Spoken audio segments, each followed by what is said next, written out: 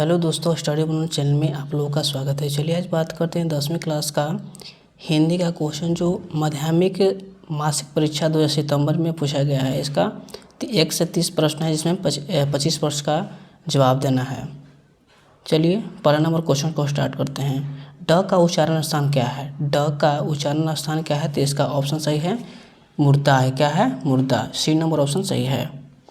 निम्नलिखित में से कौन अंतस्थ व्यंजन है? निम्नलिखित में से कौन अंतस्थ व्यंजन है? तो इसका ऑप्शन सही है बी, र जो है अंतस्थ व्यंजन है।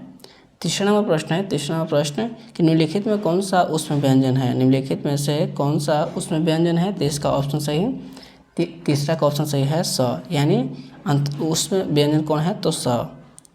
चौथा नंबर प्रश्न है कि अधिस शब्द का संधि छेद क्या होगा? अधिस शब्द का संधि छेद क्या होगा? चौथा का। तो इसका ऑप्शन सही है सी। अंतिश शब्द का व्यंजन कौन होगा? तो इसका ऑप्शन है अधिजोड़ ईस। क्या होगा? अधिजोड़ ईस।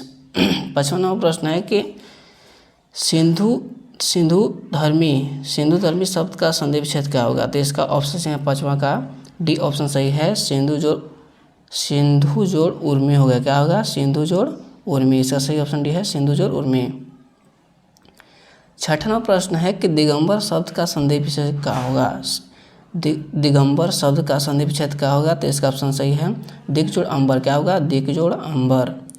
और सातवां नंबर प्रश्न है कि सिर चढ़ना मुहावरे का अर्थ क्या है? तो इसका ऑप्शन सातवां का ऑप्शन सही है बी, गुस्ताख बनाना। क्या होता है? गुस्ताख बनाना। इसका सही ऑप्शन है बी, गुस्ताख बनाना।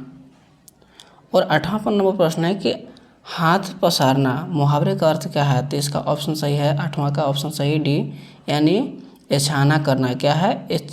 एछाना करना। इसका ऑप्शन सही है डी, एछाना करना। नवा नंबर प्रश्न है। नवा नंबर प्रश्न है कि आँख शब्द का परिभाषित शब्द क्या होता है? इसका सही ऑप्शन है ए, लोचन होता है। क्या होता है? लोचन। 10वां प्रश्न है कि अभिमान शब्द का परिभाषित शब्द क्या होगा? 10वां प्रश्न है कि अभिमान शब्द का परिभाषित शब्द क्या होता है? इसका ऑप्शन सही है सी।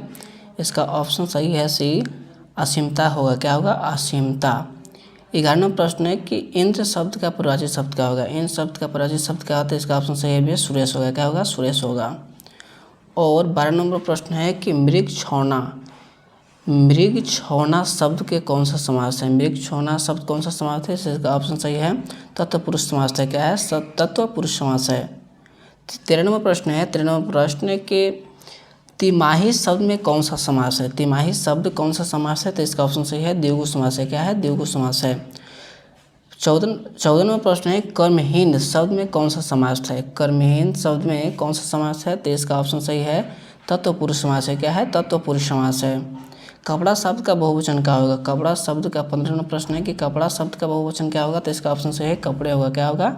कपड़े होगा। 16 नंबर प्रश्न है कि वृद्ध शब्द का विलोम क्या होगा? वृद्ध शब्द का विलोम क्या होगा? तो इसका ऑप्शन है ताकतवर होगा। क्या होगा? ताकतवर होगा। डी ऑप्शन सही है ताकतवर होगा।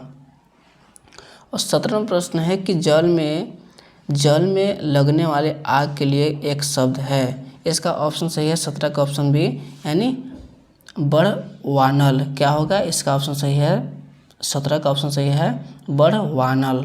बी ऑप्शन सही है। 18 नंबर प्रश्न है कि पंपाती बेहोश क्यों पड़ी थी? इसका ऑप्शन सही है तेज बुखार के कारण। क्या इसका ऑप्शन बी है तेज बुखार के कारण। 18 का ऑप्शन बी है तेज बुखार के कारण।